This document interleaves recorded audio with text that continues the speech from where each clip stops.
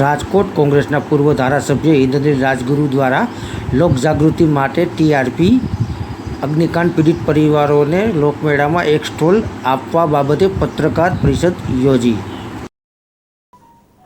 અને રાજકોટના અગ્નિકાંડમાં આપ સૌની જાગૃતતાને ધન્યવાદ પાઠવું છું.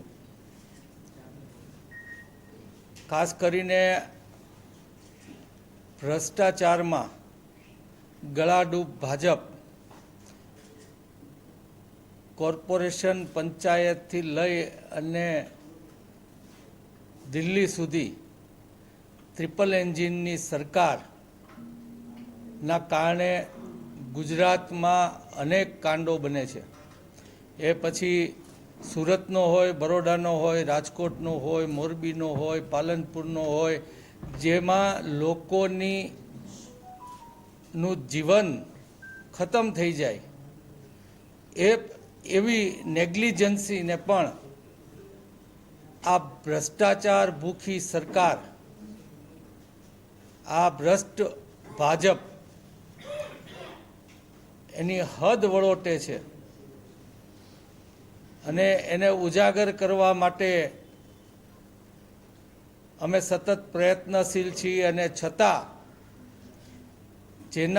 જે પદાધિકારીઓ અને જે ઉચ્ચ અધિકારીઓ દ્વારા આ ભ્રષ્ટાચાર કરવામાં આવી રહ્યો છે તેને સતત ને સતત હજી આજ દિવસ સુધી રાજકોટે બંધ પાડ્યું અને એનો ગુસ્સો દેખાડ્યો. રાજકોટની પ્રજાની વિચારની કોઈ પરવા કર્યા વગર હજી પણ તપાસમાં એ લોકોને છાવરવામાં આવી રહ્યા છે. અમને જે માહિતી છે એ પ્રમાણે નાના અધિકારીઓને હરેક કિસ્સામાં અંદર કરી અને થોડા સમય પછી એને પણ છૂટા કરી દેવાના. આજે રાજકોટમાં એક બે લોકો સિવાય કોઈ બીજા ઇન્સિડન્ટ્સ ગુજરાતમાં પહેલાં બન્યા છે એનું કોઈ વ્યક્તિ જેલમાં નથી. ત્યારે રાજકોટની પ્રજાએ જે જાગૃતતા દેખાડી છે, મીડિયાના લોકોએ જે ચિંતા વ્યક્ત ગુજરાત માટે કરી છે, ત્યારે અમે પણ એમાં જાગૃત રહીએ ખૂબ જરૂરી છે. અને માટે આ ભાજપને રૂક જાઓ કહેવાનો અધિકાર માત્ર લોકો પાસે છે. અને માટે અમે આજે કલેક્ટરને કાલે અમે અરજી દેવાના છીએ અને માગણી કરીએ છીએ કે રાજકોટના લોકમેળામાં લોક જાગૃતિ માટે અમને ન્યા સ્ટોલ ફાળવે. અમારી વાત એ છે કે જો સરકાર એની વાહવાહ કરવા માટેના સ્ટોલ મેળામાં નાખી શકતી હોય તો સરકારની જે નબળી વાત છે એ પણ લોકો સુધી પહોંચવાનો મોકો અમને પણ મળવો જોઈએ.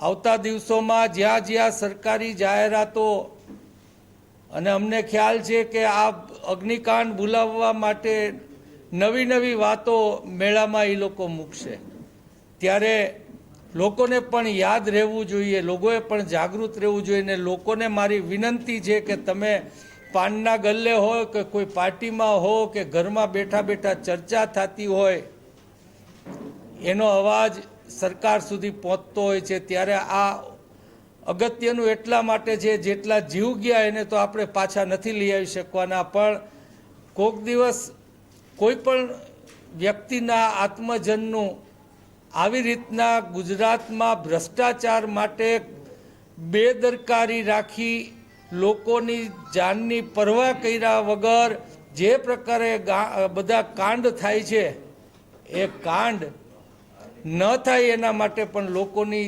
જાગૃતિ જરૂરી છે. ઘરમાં બેઠા બેઠા લોકોએ ચર્ચા કરી કે કોરોનામાં બાટલા નથી મળતી, ત્યારે પણ સરકારને વાત પહોંચી ગઈ હતી. આજે પણ એ જ ચર્ચા થવી જોઈએ કે જો સરકાર રાજકોટની અગ્નિકાંડ બાબતમાં જાગૃત નહીં થાય તો આવતા દિવસોમાં અમે એને મુશ્કેલીમાં મૂકી દઈશું. આવી ચર્ચા પણ લોકોએ કરવાનું ચાલુ કરવું જોઈએ અને એના માટે એમને જાગૃત કરવાનું કામ અમે મેળા દ્વારા કે એના પછીના પ્રસંગો આવશે એ દરેક પ્રસંગોમાં કરશું. અમને એવી પણ માહિતી છે કે જે એક વ્યક્તિ એ તો વસ્તુ પણ સારી છે, પણ તમને નથી લાગતું ખરેખર રાજકોટમાં જે 27 કે 28 જણા જે અકાળે મૃત્યુ પામ્યા છે એના માટે એક સ્મારક બનવો જોઈએ, જેમ ઇન્ડિયા ગેટ છે ત્યાં 27 કે 27 લોકોના નામ આવવા જોઈએ, એક જ્યોત પ્રગટ થવી જોઈએ, જે રાજકોટ માટે કાયમી સંભાળવું રહે. આ સંભાળણું રાખવા કરતાં આવું સંભાળણું બીજું ન બને મારી દ્રષ્ટિએ એ ખૂબ અગત્યનું છે.